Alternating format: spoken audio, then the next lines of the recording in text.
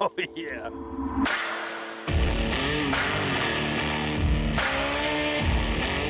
Fish on. Yeah. Oh, my God. Good night. Look at that tank. That's a toad, brother. Golly.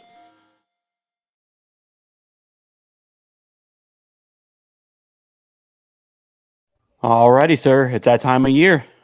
What's up, knuckleheads? Welcome to the 2023 kickoff.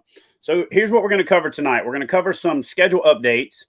We're going to cover the 2023 kickoff event, which is the Trail Series event, the Real Tree Fishing Trail Series kickoff in Polk County, Florida. We're going to talk about some rules updates. We're going to give you guys a little bit of insight into what you should consider doing when you're on Polk County, other than catching some big old fish. Speaking of catching some big old fish, I've gotten at least about I'd say 9 was the last time I lost when I was counting. People just this week that have called me that said they either caught their personal best or they lost their personal best right at the side of the boat, or they just caught and lost big fish right at the boat. So it was either 8 or 9. But then right before we went live, I got a message from Hank, who's always Johnny on the spot with keeping his finger on the pulse of what's going on, that said that Miss Judy Richardson just caught her personal best, and it was a donkey, and we got a picture of that thing. So look at that freaking slop. Yeah, so congrats, Judy. That's at least one, certified personal best out there. And that's not coming from, somebody who just gets out there and fishes occasionally. Judy fishes hard, travels around the country, is a hammer. And so, again, congrats, Judy. So here's what we're going to do. There's a lot to do in Polk County. Polk County is really big for folks that don't know. We're primarily focusing this year on the Lake Wales area. But if you really want to kind of think of the bigger areas of Polk County, you've got the Lake Wales area, which is over by Camp Mack and the Kissimmee chain, where we're focusing this year. You've got the Winter Haven area, and then you've got the Lakeland area. So what I want you knuckleheads to do is do us a favor and share this link for folks that are wanting to know about the captain's meeting. Post it in your groups, post it on your Facebook page, share it to your whatever social you have. While we do that, we're going to run this promo to let you guys see a little bit more about what Lake Wales is, about the Lake Wales area, as well as the other parts of Florida in this Polk County promo. And we'll be right back. When we get back from that, I'm going to jump into some updates that you guys need to know, some news you can use for this event. Then we're going to jump into the rules updates for this year, and then the event-specific stuff for Polk County. So let's roll that promo, Randy. You got it, sir.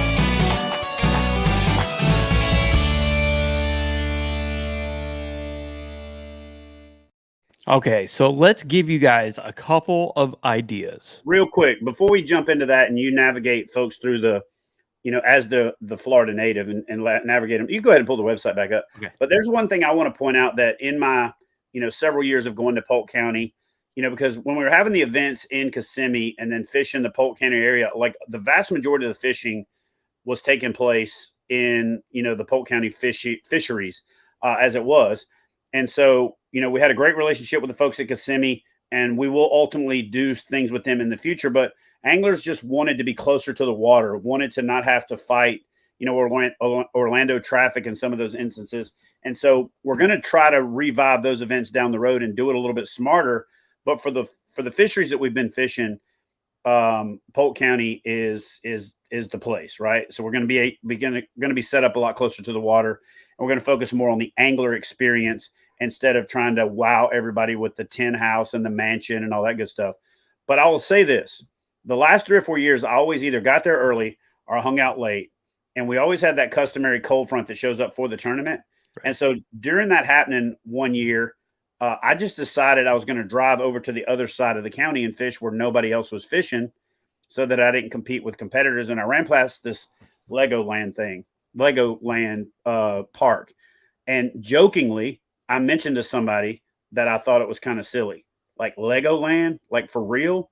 And they're like, dude, you got to go to Legoland. And so I decided on one of those cold days, which is probably not the best day to go check out this Legoland place. And it was actually pretty dang cool. So if you're even got a little bit of kid in you and you got the time, check out Legoland because it's actually pretty freaking cool. Yeah, so, it is. It's actually a lot of fun. So if you have that time, you want to do that, you want to go there. You also, while you're on your way out to Camp Mack, you want to hit Bridgemaster's Fishing Candy Store. It is the best fishing tackle store, bait shop in that area, and it is hands down, it has everything. So if you have something that's wrong with your mini Coda, your motors, or anything like that, you can get some supplies there. You can get baits. So you got to go to the Fishing Candy Store, and that's Bridgemasters out there. But let's work our way through here. If you go over to the website and you go to visitcentralflorida.org, you can go and you can find all the little tabs right here on the your events, see and do, eat and drink, stay, and cities. So if you hit your cities and towns, come down here to the bottom, and you can stroll through all the areas, all the cities that are in there. You see Winter Haven, which has got Legoland. Then you have keep on rolling down, and you can get all the way down to Lake Wales. Click on Lake Wales, and it's going to give you some of the little quick stops that you can hit while you're there. Obviously, Bach Tower, which is kind of cool because you can almost see this from anywhere, and it's like the seeing eye of Sauron from Lord of the Rings. It's kind of crazy looking. You can see it everywhere, so you'll see it when you're out there driving around. But scroll down and go down here to the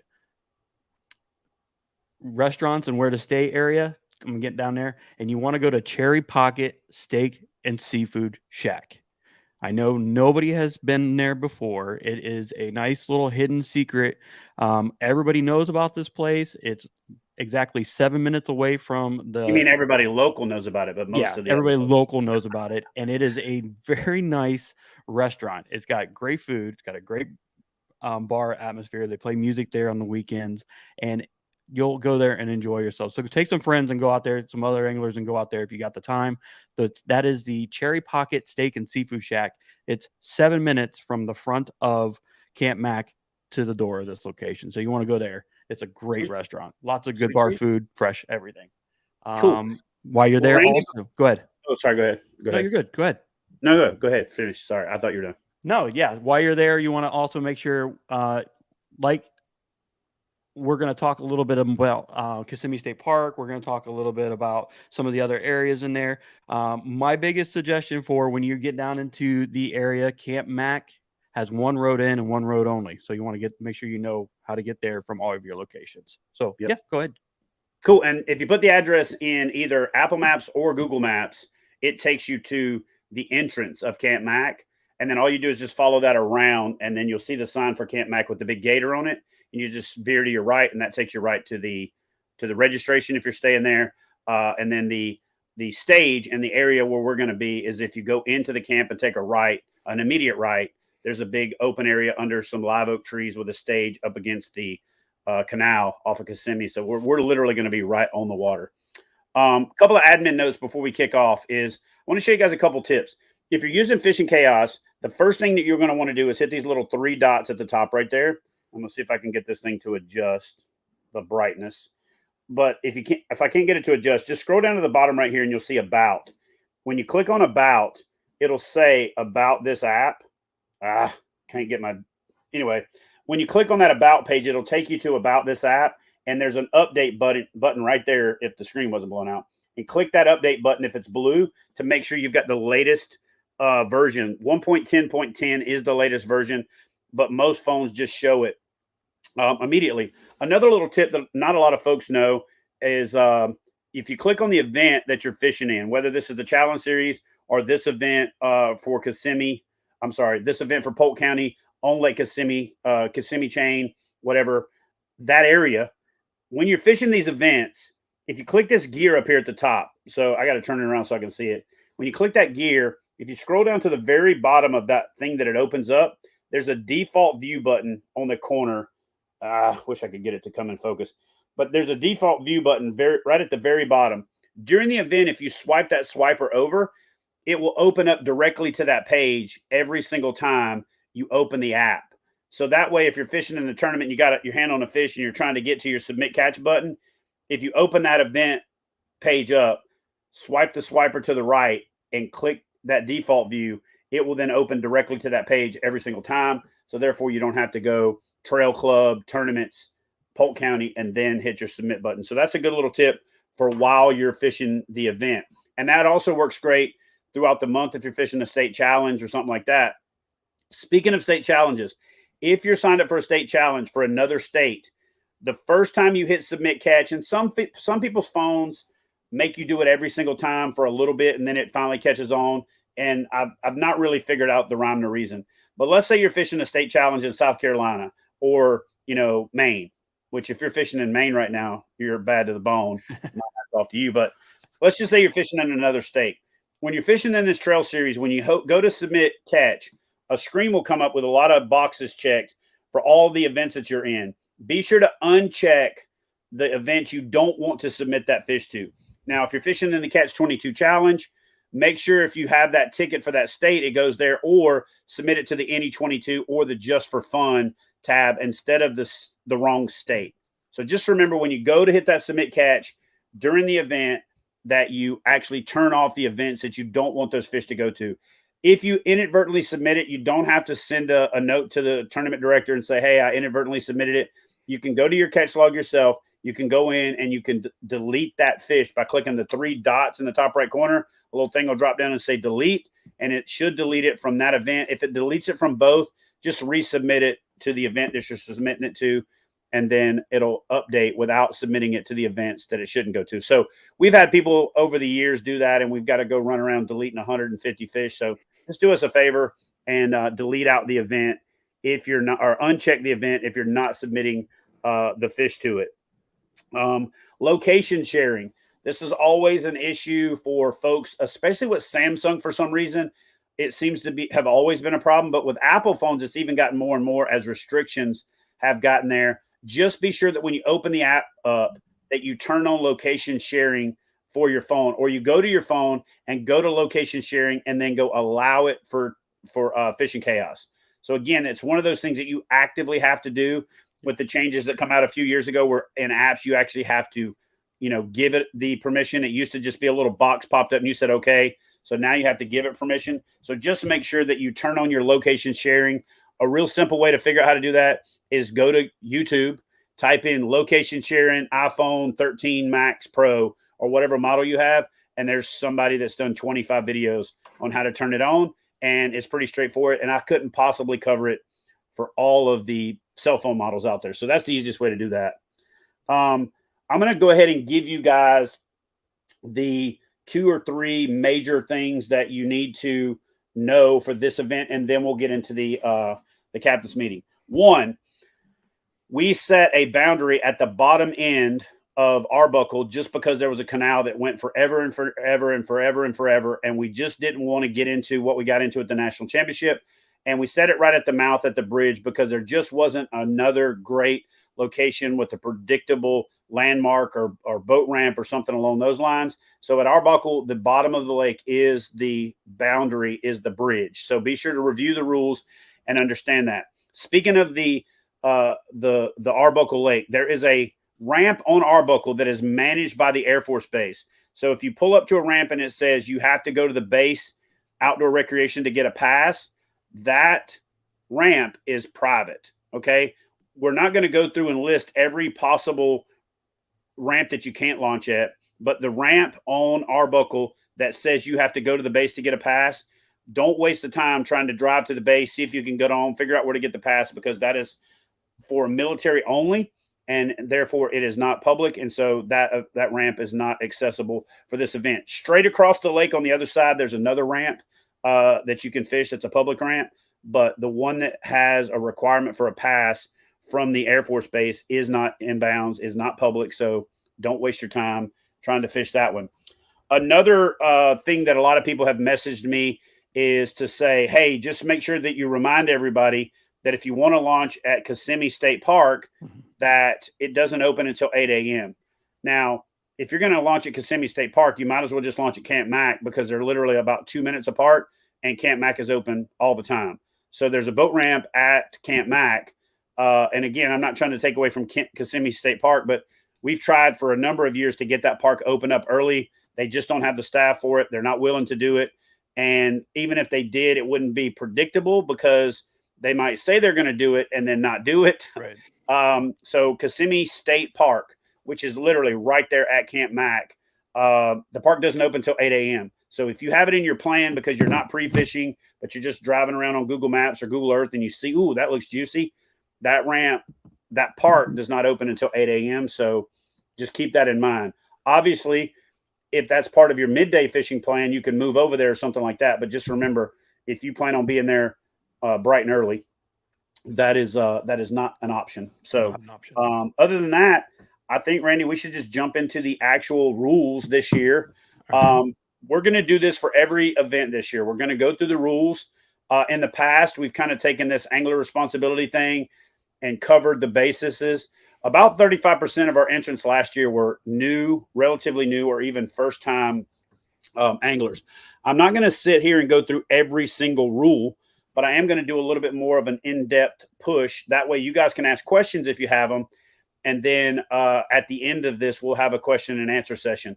So one thing you'll notice right out of the gate is if you look at the rules, anything that was updated recently is in red, or if anything that consistently has issues with, I went ahead and left it red just to call special attention to it. And we'll probably adjust that after we get into a couple of events throughout the season. You know, one of the things that we're doing different this year is we're going to have the rule standards. And in some events, we may have exceptions or exclusions depending on the type of water, but we're not going to go back and change the rules. So any exceptions, amendments, exclusions, or modifications for these rules for specific events will be detailed exclusively in the event detail page. So if you say, oh, well, it says in the rule this, but I noticed the event detail page says this, that's what that's for. And it'll be called an addendum. And that will mean that is the rule for that event. So, for example, if we allow wade fishing in an event moving forward, there will be an event-specific addendum for that, but we won't go change the rules to put wade fishing back in since we actually took it out this year. So, again, there will be one place for the rules. That's the rules standard on the website. And then there will be the event-specific rules with which will have an addendum to it if we decide to do that.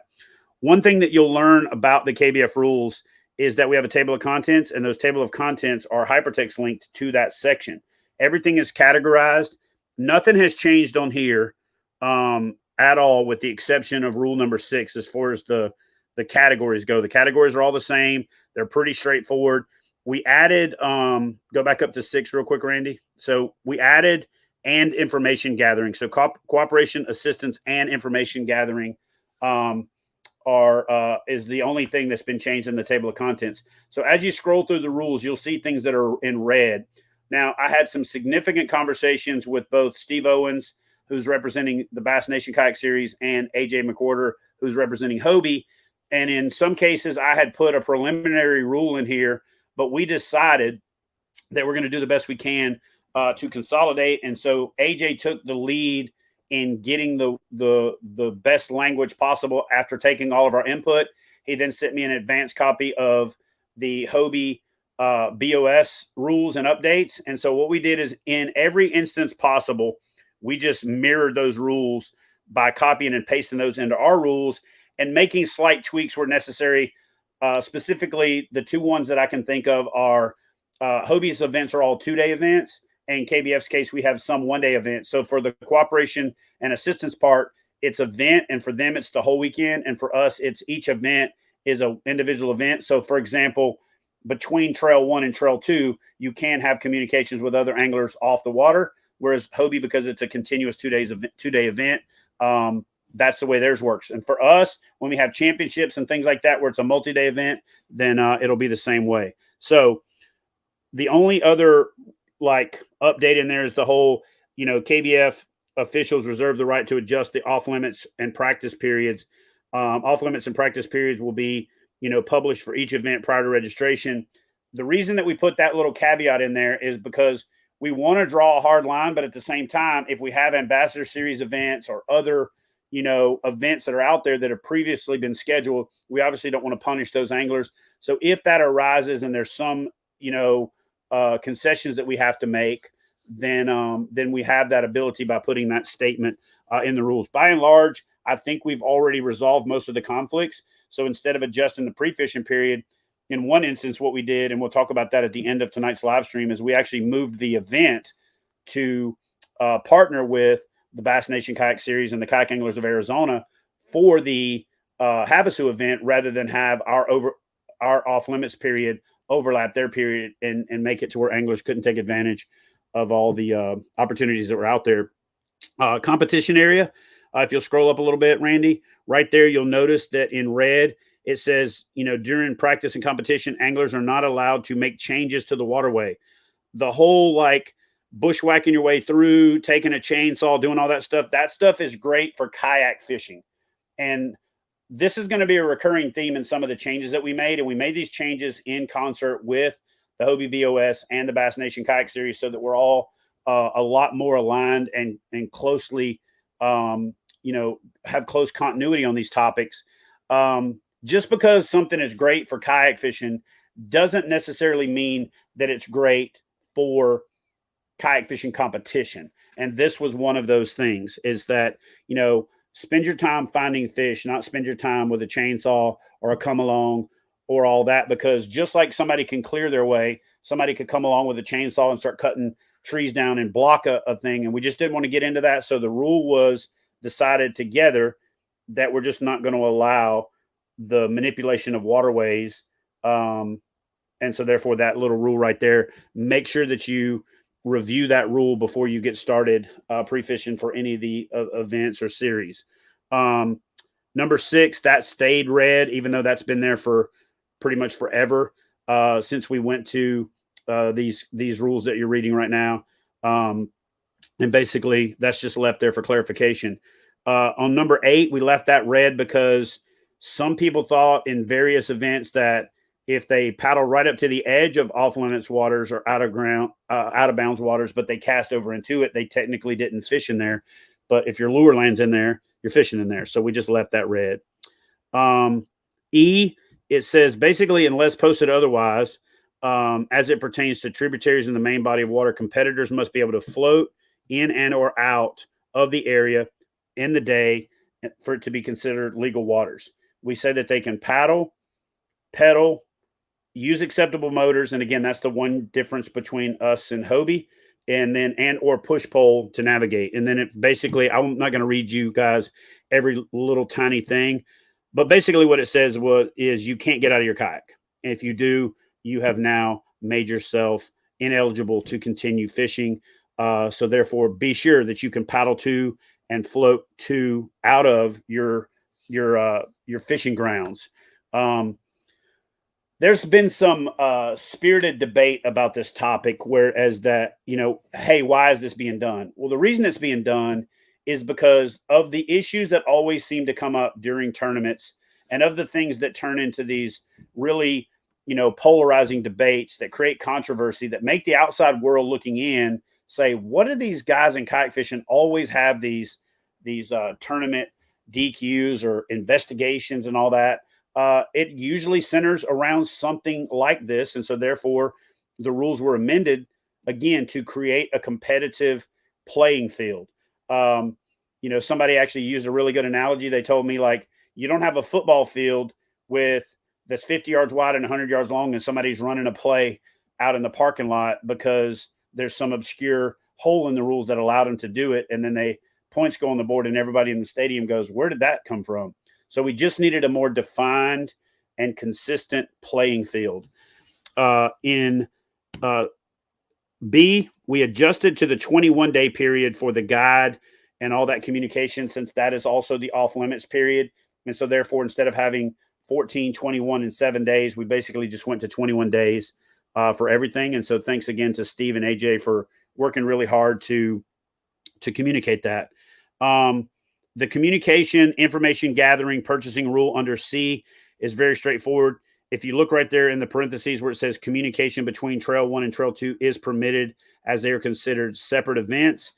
If you're competing in the bonus bucks, that is a contingency money thing, the Dakota Lithium Double Up. That is not considered a separate standalone event. So I wanted to clarify that if you're in Trail 1 and you're in Trail 2, once competition's over and you're back at the house and your roommates with somebody, you don't have to walk around with earmuffs on, because it's almost unavoidable, for that to be the case. And so, again, just read over the entirety of that C section for cooperation and assistance.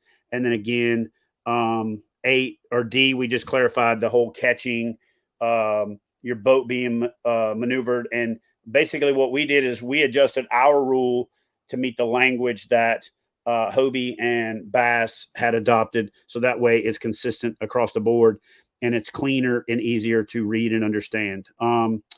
C, again, is just outlining the acceptable measuring device. I think Hobie has an aluminum-only measuring device rule, which I understand, but we still allow the aluminum catch board, the Catch X, or the original catch board, and the Catch X, and the Catch Carbonite, which is the ABS plastic super rigid board. All the details you need to know about measuring boards is outlined right there. Technology is pretty straightforward. No real changes there. One thing that did come up in our rules review in the off season under 14, under H, if you look at rule number 1, we had a rule because of the whole catching fish on the bed. You catch the buck, you want to put it on a lanyard and hold on to it so you can catch the female. We got rid of that 3 years ago. But one question that kept coming up is fish may not be retained on stringers or in live wells or other other than to momentarily revive the fish. So I just added language to that says, or to prepare to photograph the fish, because a lot of people use donkey leashes, boga grips, and, fish grips and things like that to basically connect the fish to that, put it back in the water so you don't have it just laying in your footwell while you're getting your measuring board out, getting your phone out, getting your camera ready. So it's not only acceptable, but it's also a good idea when you're getting your stuff ready to photograph the fish that you put it back in the water on a restraining device like a boga grip, a fish grip, donkey leash. Not a big fan of stringers, and I don't recommend it, but I do understand that might be the only option that some folks have. So don't run it through the gills, run it through the lip, and you should be fine with that. But again, those are the only instances where you can retain the fish. I don't know why every year we end up with somebody like almost getting DQ'd for either incriminating themselves or someone near them saw them catch a fish, heard the fish smacking against the boat while they're continuing to fish. But you can't do that. Watercraft and propulsion is pretty straightforward. All of our acceptable watercraft are defined. If you have a watercraft that falls outside of that, you can submit it for review. The GNU has been submitted this year, and I put it to a group of folks. The person who submitted it was like, it's the same as a canoe. But every time you just keep redrawing the line, you're going to ultimately never have a line. So we rejected the approval of the GNU, mostly because it's primarily propulsion is, a watercraft motor or a gas motor that exceeds our allotment. And most of the people that put electric motors on it exceed the allowable electric motor propulsion limit. So it just doesn't fit. I get it that some people think it's exactly the same as a canoe. But if it's not, because if it was, it'd be a canoe. So therefore, it didn't get approved. But again, if you have a specific type of watercraft, you can just email me at kayakbassfishing@gmail.com, or shoot me a text, and I will put the watercraft through the approval process. We do the best we can without just kicking the doors wide open. Let me see here. One thing that I did change, and I put it in red here, is competitor may resume fishing only if the watercraft has been pulled no more than needed to be removed from the danger zone. So we had a rule in there that said 100 yards. I think that was arbitrary. And I also didn't want somebody who was in an unsafe situation who could get assistance to go, all right, I can only be dragged 100 yards and you're not clear of the danger. So therefore somebody, stops towing you or a boat stops helping you, and then you're not clear of the danger. So again, this is only for an emergency situation.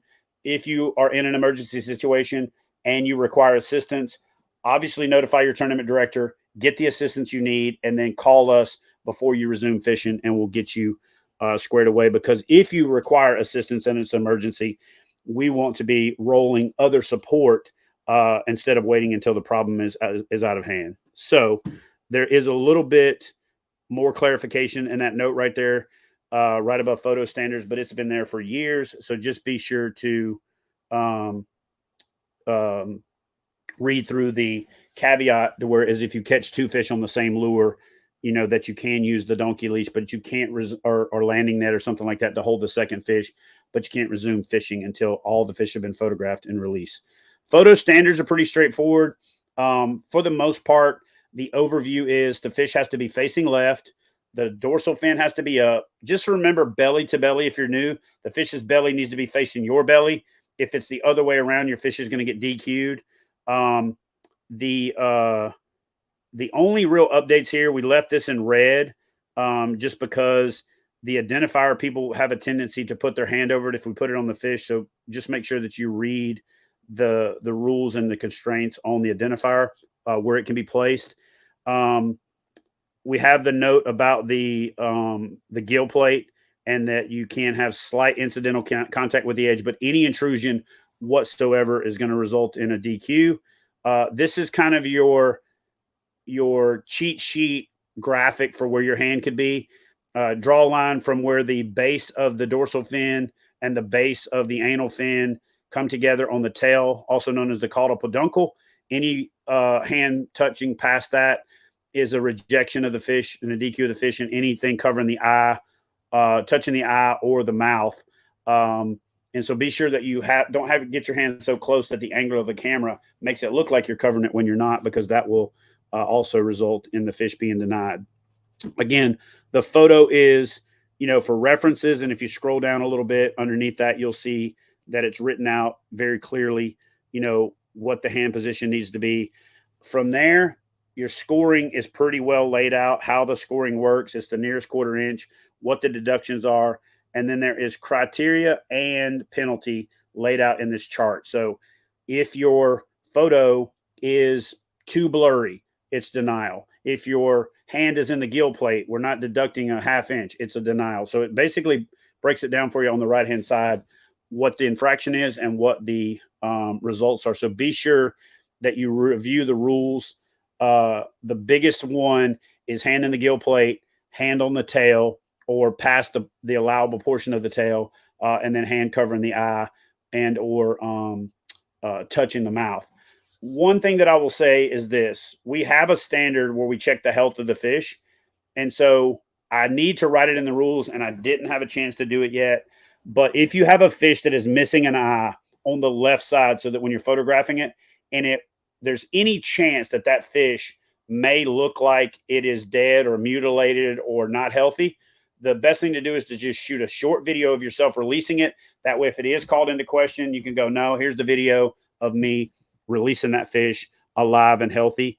Again, penalties are broken down below. Chris, I will get to that question about the video release. Actually, I'll just go ahead and cover it now since I covered it. Video releases are not required for any events except championships, but they are a good idea for two reasons. One, it's your way of covering your butt. And two, it's your way of also kind of working to manage your photo album. So for years, I've done the finger tactic, which, let's say I catch a fish, and after I catch the first fish and I take 3 or 4 photos of it, I will hold up the number 2 and I'll take a picture of my hand. So every fish before that is fish number 1. Every fish after that is fish number 2. When I catch number 3, I hold up my fingers number 3 over my measuring board. And then in my photo album, It also allows me to say, okay, fish between 2 and 3 are 2, between 3 and 4 are 3. That way you don't inadvertently submit the same fish twice. But I got into a habit doing the Catch 22 challenge because I wanted to save a lot of these videos, is that when I released a fish, I would video it. Well, then that video also became the little breaker between the two fish. So I've got photo, photo, photo, video. So I know that that's that fish. Then I've got photo, photo, photo, then video. So I'm not mandating that you shoot a video.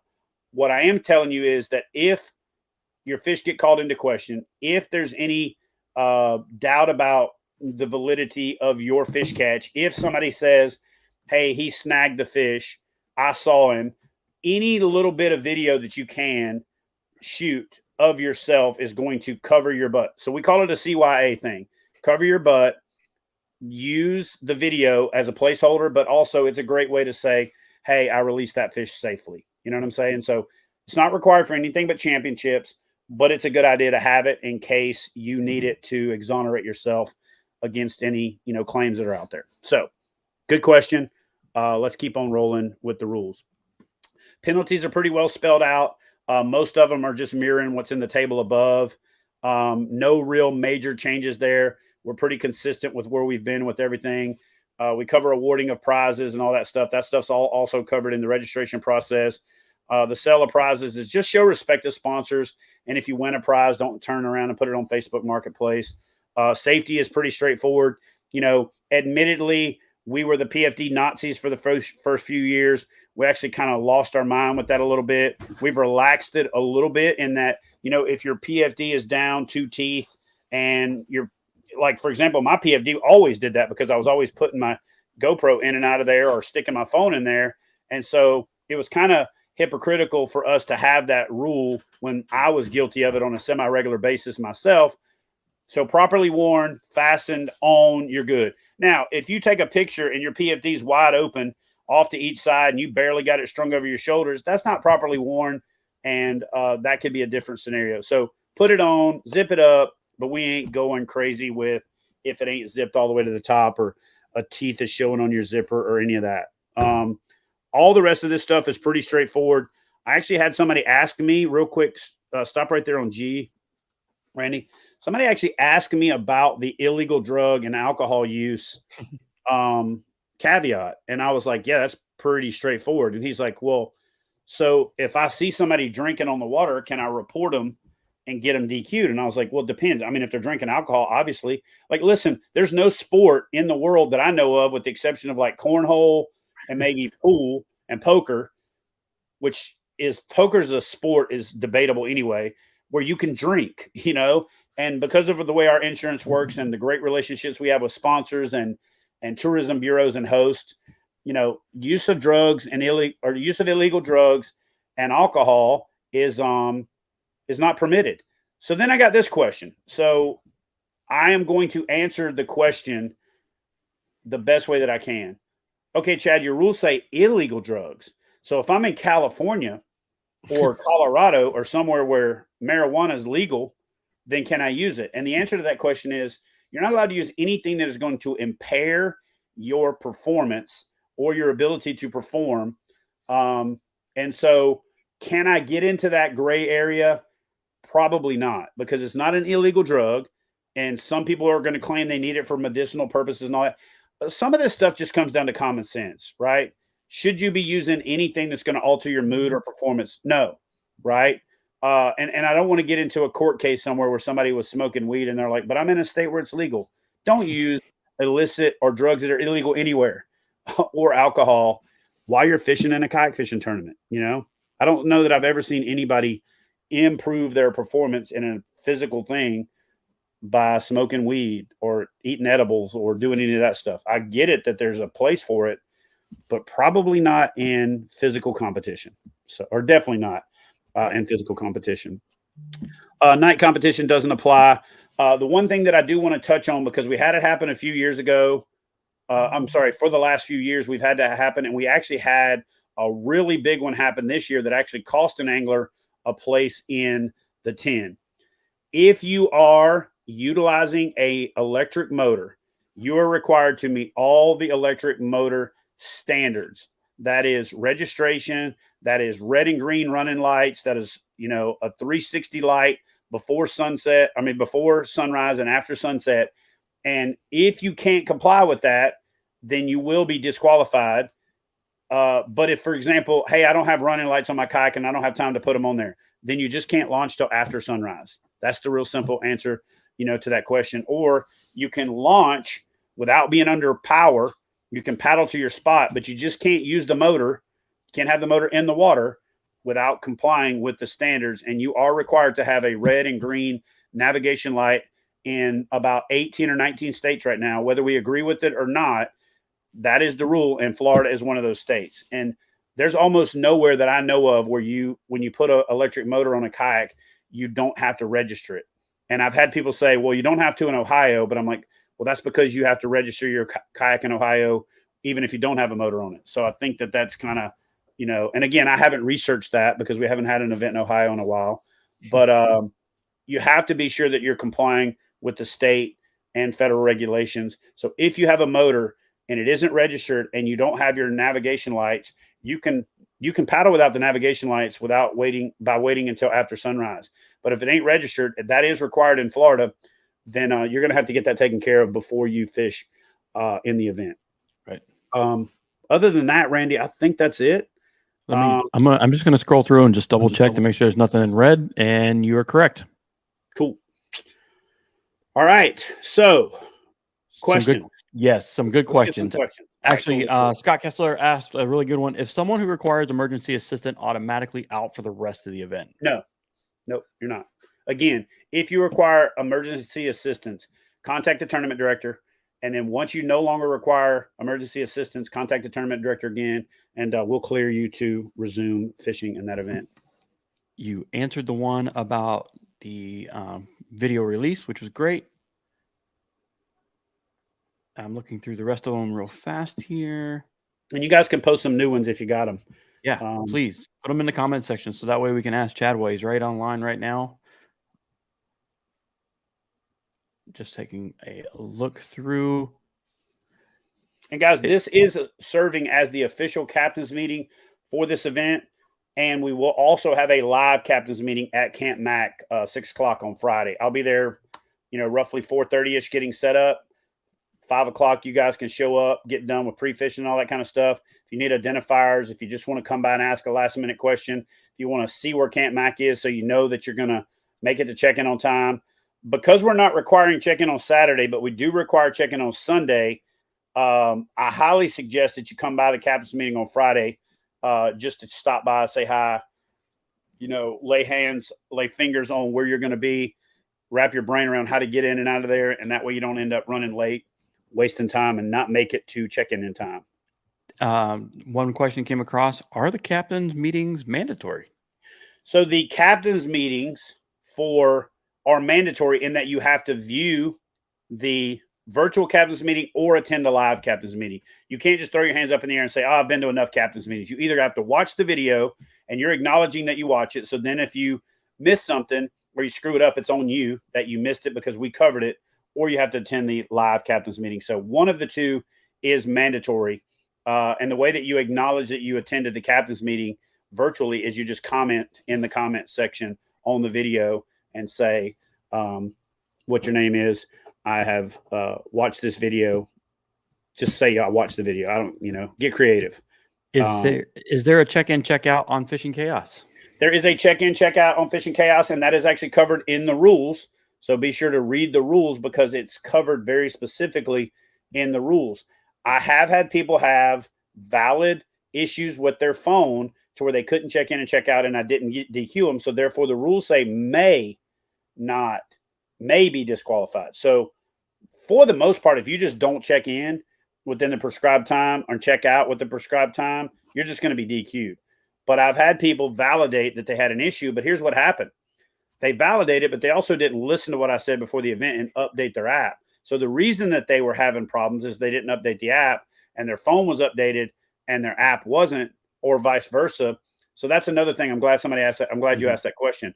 Don't just update your app, update your phone, because the app is optimized to work with the latest update of the phone. So if you update the app to the latest update, but your phone is 5 updates behind because you're one of the people that's like, I ain't updating my dang on phone, then you're not going to get that optimum, working together. By and large, if everything's working, everything's smooth as butter. If you're having a problem, it's probably either no data, an update on one side or the other isn't up to date, and then therefore they can work best together. Now, here's a pro tip for you guys that are fishing tournaments. Okay, it's a battery management tip, and it is a way to get better use out of your app. Go into your phone and go to your app section on an iPhone. Speaking of that, mine just popped up and said I have a software update. So I'm going to do this software update so that it works. But go in and turn off cellular data and data for all of the apps that are constantly running and refreshing in the background. Because I have people contact me repeatedly. Hey, man, I got 4 bars, but I can't get this photo to upload. The photo is data. Bars are cellular. Bars are voice for the most part, right? So the biggest problem that I always have is I'll tell people, hey, go to the settings page, click on this page, and then screenshot that and send it to me. 99.999% of the time, they got 50 apps running in the background, which that is constantly searching, trying to provide a update, trying to keep that app ready to open so that as soon as you click on the icon, it's ready to open. So pro tip for 2 reasons. One, that kills your battery, especially if you get out in low signal areas. But also it makes Fishing Chaos or any app, TourneyX, any of them, it makes them work 10 times as fast because you are not sharing the bandwidth of your phone across 50 something apps. You're dedicating it, directly to that specific app. So if there's a pro tip that I have on how to manage your phone battery power, obviously you should have some type of charger if you're spending this much money and there's this much money and stuff on the line. But you should also definitely have all of your apps turned off in the background. So for iPhone, you just go to settings, you go to cellular, and then you go down to your apps and just start hitting the little swipers. Again, right. My phone won't show. Yeah, you just start hitting the little swipers and turn off everything that you don't absolutely have to have. And it'll blow your mind how you can be somewhere. I've uploaded photos to Fishing Chaos with no bars, no service, or not the word no service, but like no bars. Turn off all the apps and it still uploads. So that's a big one. Turn off everything except Fishing Chaos and any like emergency thing that you maybe need.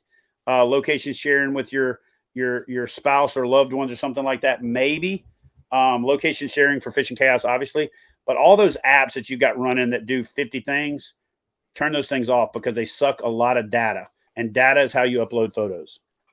I'm also going to let you know Camp Mack on a Saturday and Sunday does get very busy. There's a large concentration of airboats that like to go out of there. The ramp does get busy throughout the day with the airboats and also just regular bass boats. But be careful when you're going up and down that main canal around Camp Mack that they do come flying in there quite frequent. So that and I'm glad you said that, Randy, because if you're not familiar with North Florida or Florida in general, if the sun is up, you have to worry about airboats 24/7, 365, every holiday, every time of the year.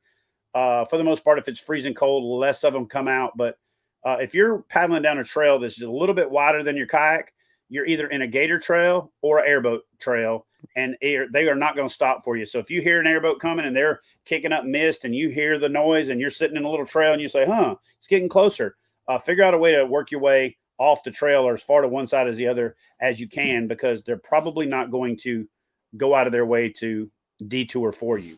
And you're going to hear them all day long. It's guaranteed. You're going to hear them. So you're going to know right where they're going. And you want to just be careful because, the reeds are way taller than some of our safety flags from Yak Attack and all that. So you want to make sure you're very visible when you're around them. Make sure you also find those parking spots at Camp Mack that you're able to get into, because there's going to be a lot of you there for the awards on Sunday and stuff like that.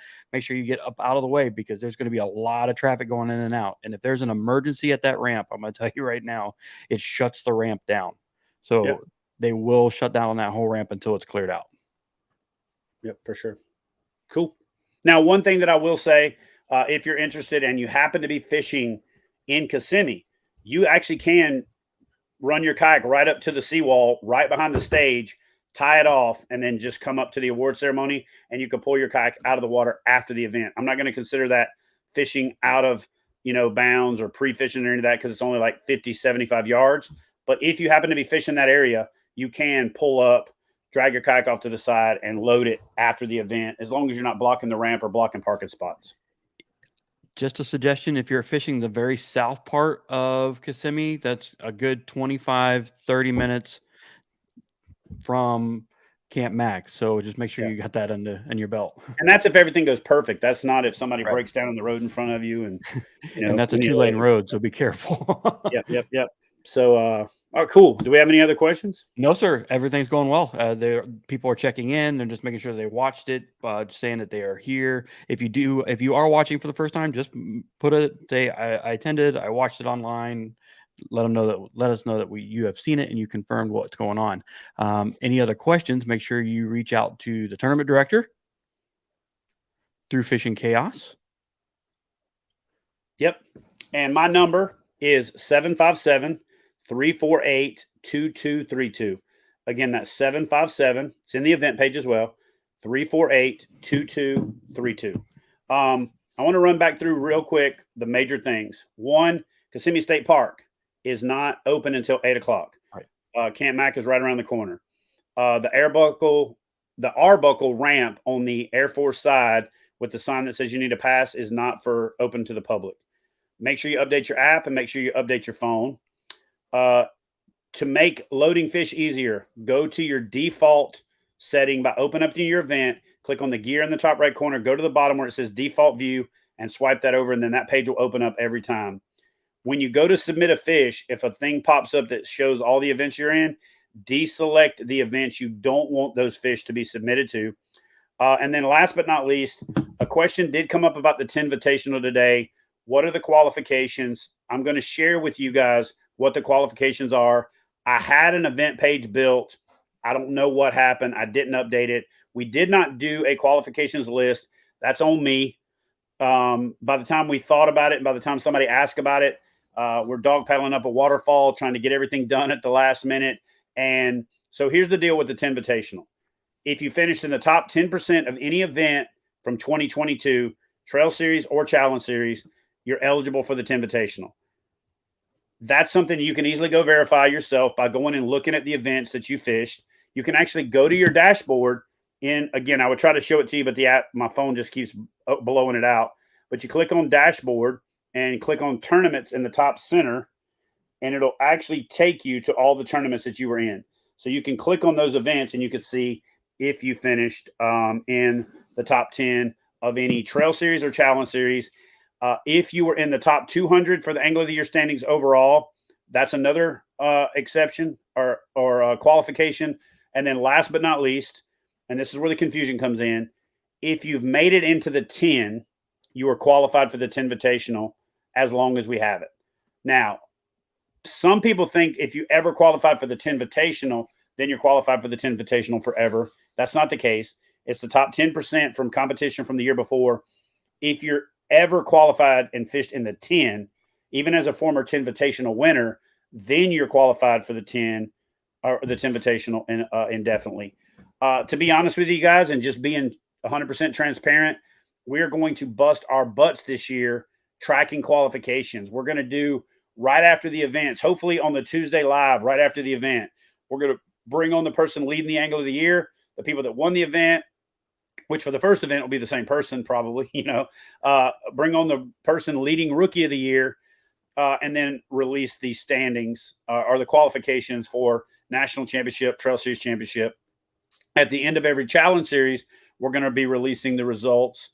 So right after this first trail event, we'll be releasing or we'll be posting the qualification standard or qualification list for the Trail Series Championship, right, the 2024 National Championship or National Championship 8.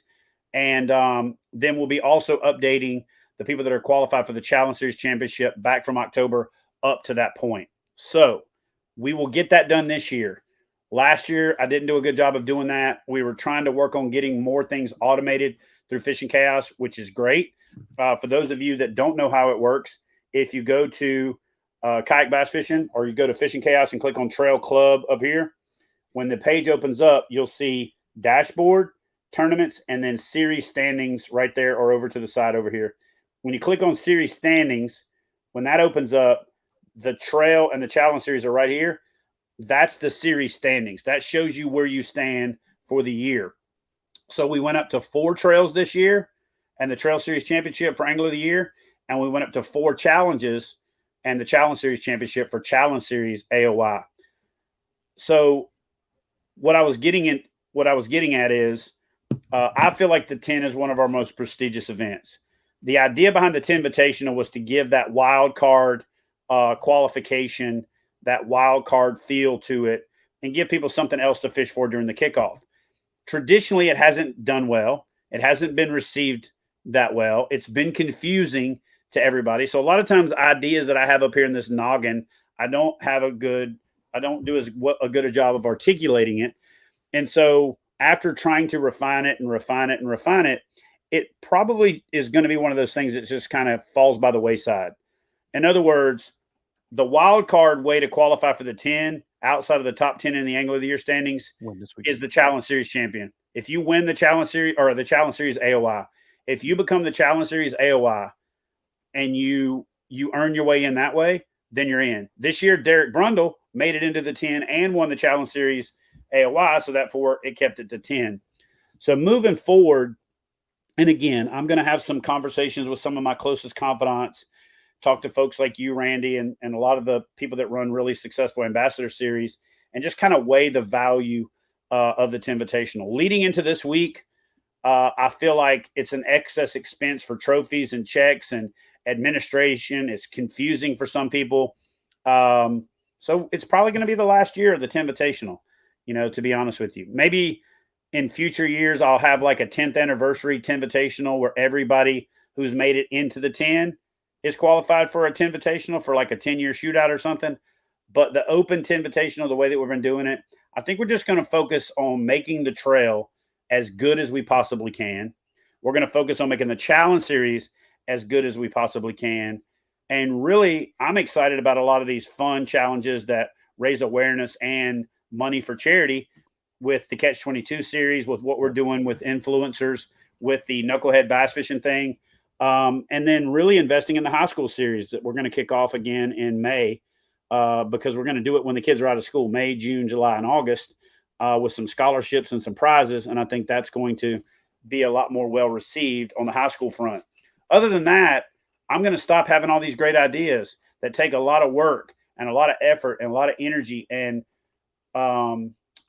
create confusion for the consumer. So my job this year is to try to make kayak bass fishing the best possible resource that it could be, have fun events that are engaging to entry-level anglers that get them excited so they can work their way, up and through the chain of bigger series, moving on to fishing in the KBF Trail, the Hobie BOS, the Bass Nation Kayak Series, all that good stuff, because I really am excited about the number of opportunities, that are out there for anglers. And, anybody that tries to spin it otherwise, I constantly have people screenshotting stuff and sending it to me.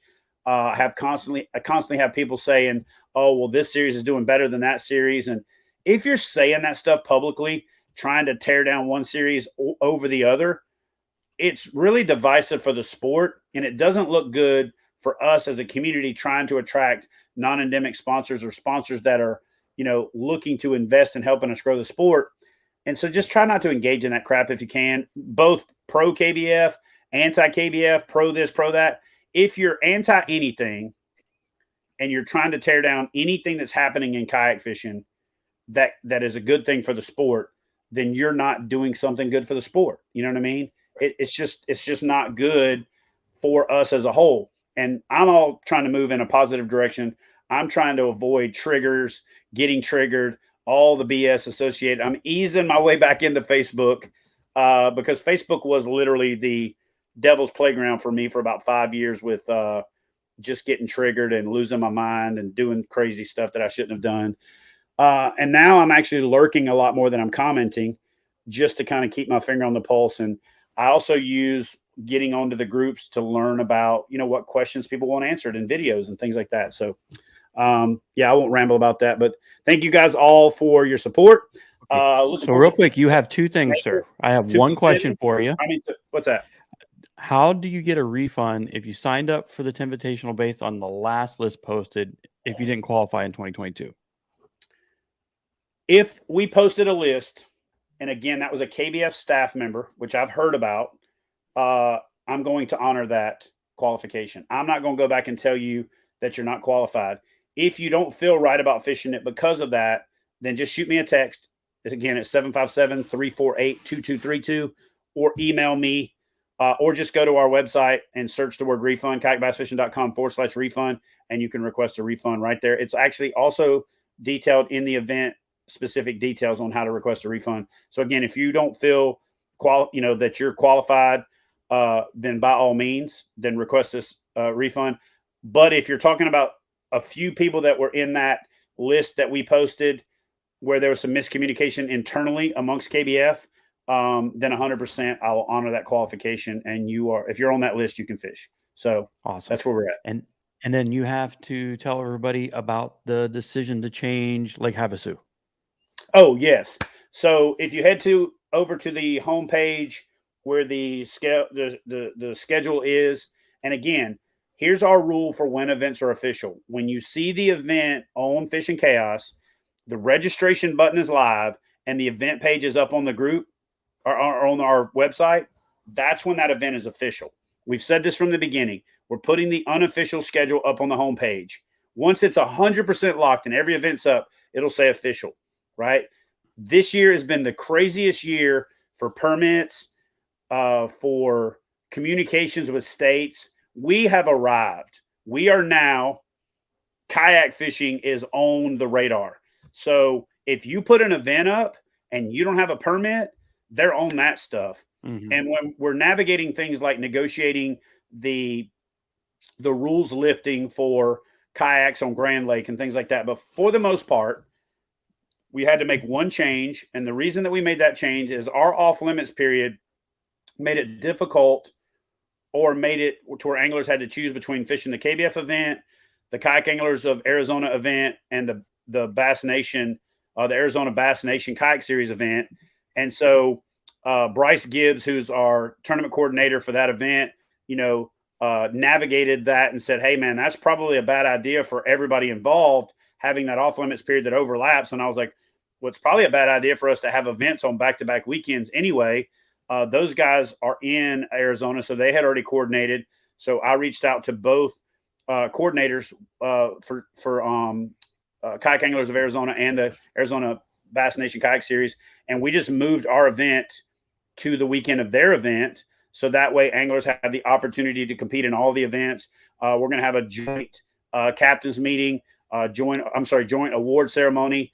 I'm going to bring those guys on the live stream before the event. They're going to bring me on their live stream so that we can talk about the fact that we're all working together, because that's really the future of the sport, is these opportunities that are layered together gives anglers more chances to win money, to receive accolades, to, boost their sponsors, to qualify for championships and all that good stuff. And so the more that we can work together with the crazy amount of series that are out there and how muddy the waters are getting, the better it's going to be for everybody. Yeah. So just so everybody knows, they did change the dates to the March 25th and 26th for the Lake Havasu event for that month. And then one last question came through for you before we take off. What about the KBF Fish for Free contest? Oh, yes. So here's what I'm doing for the first KBF Fish for Free contest.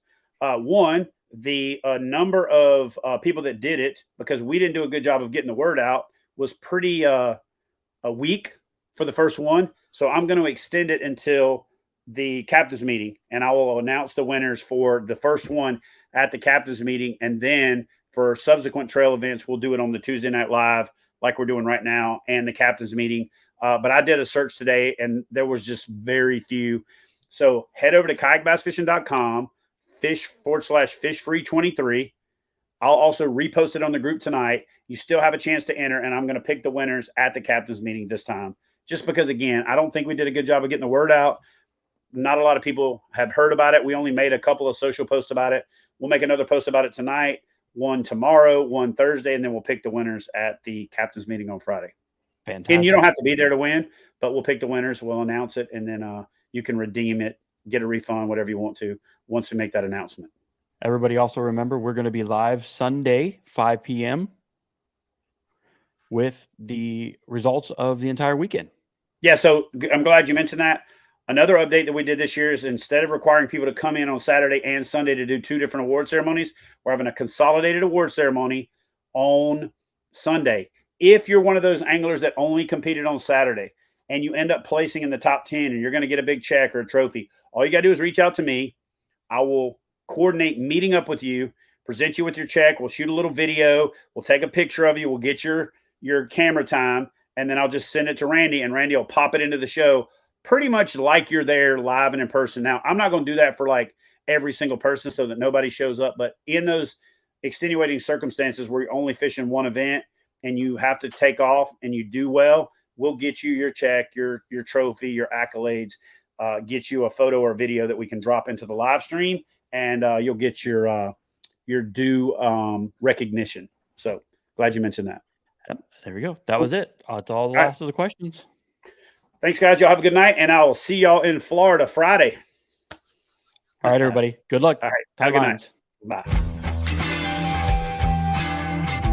Hey, guys. I'm Chad Hoover with Kayak Bass Fishing. If you're looking to get in on the exciting sport of kayak fishing yourself, check out kayakbassfishing.com. Yeah. Boom. Oh, yes. What a freaking code. So whether you want to find out more about competitive kayak fishing and kayak fishing tournaments, or just looking to learn more to make yourself a better angler, head over to kayakbassfishing.com and join today.